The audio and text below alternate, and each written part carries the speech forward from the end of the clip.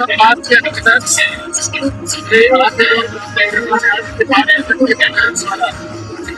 प्रचार आयोजित किया गया। आज राम सभा का 14 दिन है, जिसमें राम ज्ञान से आयोजित 7 तारीख को विश्राम लेगी और इस घटना में बहुत आनंद बरसना है। राम को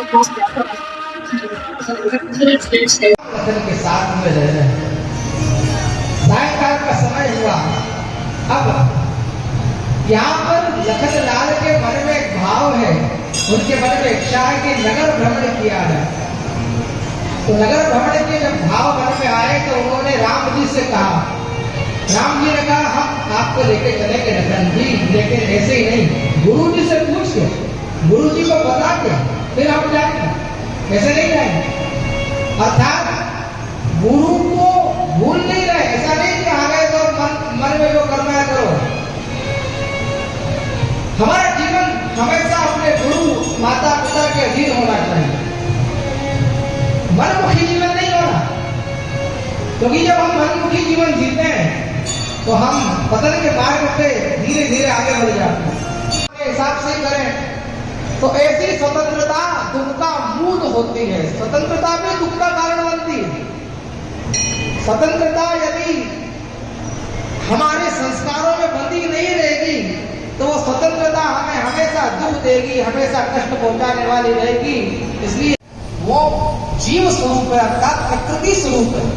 तो प्रकृति और पुरुष का मिलन ही राम और जानकी के विवाह के रूप में बताया गया है।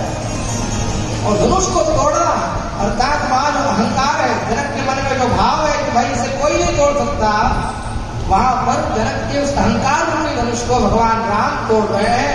लेकिन ऐसा नहीं कि सीधे गए और तोड़ दिए। वहां राम विनम्रता की प्रतिमूर्ति है। उनके मन में गुरुदेव के प्रति श्रद्धा है और पुष्प चुंद है। इसका अर्थ यह है कि भगवान को फूल भी चढ़ाओ तो फूल कैसा होना चाहिए, जो अपने बगीचे का हो। अगर किसी और के बगीचे से फूल ले रहे हो तो पूछ के लो। वैसे तो बाहर की कोई माला आपने चढ़ाई और अपने घर का फूल चढ़ाया तो एक फूल उस माला से ज्यादा भारी है, क्योंकि वो आपके घर का है। फूल जो होते हैं ना, वो दिन होने के कारण एक तरीके से वो निर्माल्य हो जाते हैं। उनको चढ़ाने का फिर वो पुण्य नहीं प्राप्त होता है जो होना चाहिए। कई बार आप फूल की माला चढ़ाना चाहिए, कैसे चढ़ा, इसलिए हमेशा पुष्प की पंखुड़ियां चढ़ाते थे। पुष्प को चुन के पंखुड़ियां ज्यादा चढ़ाते थे। तो वहां भगवान गए बाग में और बड़ा सुंदर वहां सरोवर था। वहीं पे कोई आया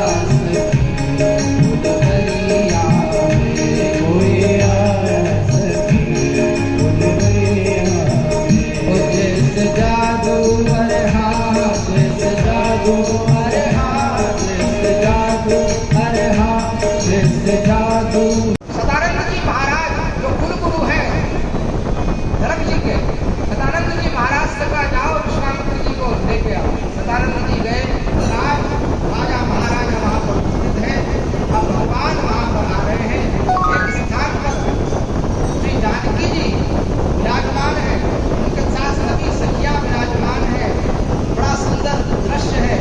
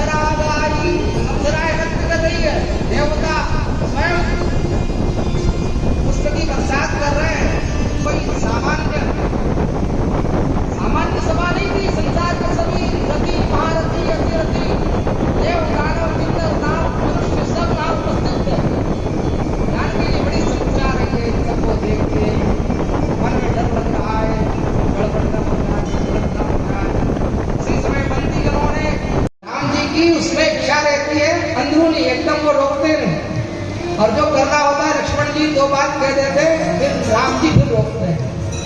ऐसे ही पे ऐसा भी होना चाहिए हर जगह, क्योंकि सब तरह की नीति होना चाहिए जीवन में।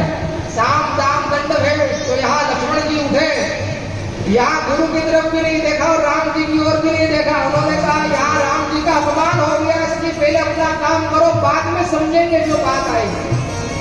लखनलाल जी उठे और सीधे वहां पहुंचे और कहने लगे, अरे हे जनक, तुमने ये बात जो कही है कि पृथ्वी वीर विहीन हो गई, तुम्हें बोलने से पहले सोचना चाहिए। जिस सभा में रघुकुल नंदन श्री राम बैठे हो, जो वीरों के महावीर हैं, वहां ऐसी बात कहने से पहले सोचना चाहिए। तुम कहो अभी मैं पृथ्वी को कच्चे घड़े के समान तोड़ देता हूं, तुम कहो तो सही। जैसे कोई बच्चा खेल खेल में मटकी फोड़ देता है, वैसे ही मैं इस समय ये पृथ्वी को फोड़ देता हूं, फोड़ सकता हूं। राम जी की तो बात छोड़ो, मैं ही सब कर दूंगा। काचे घट जिमि डारो फोरी, सकहु मेरु मूल करि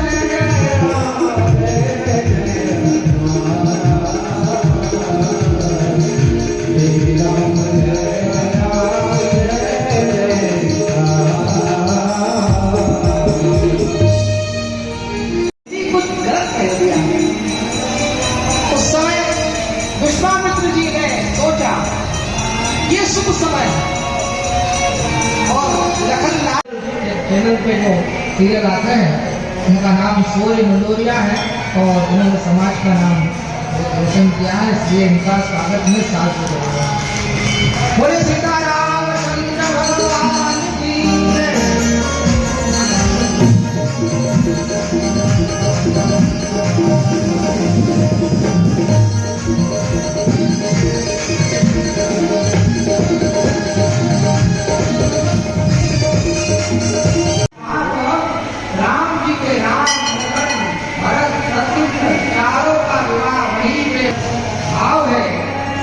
लेके और सबको लेके श्री दशरथ जी महाराज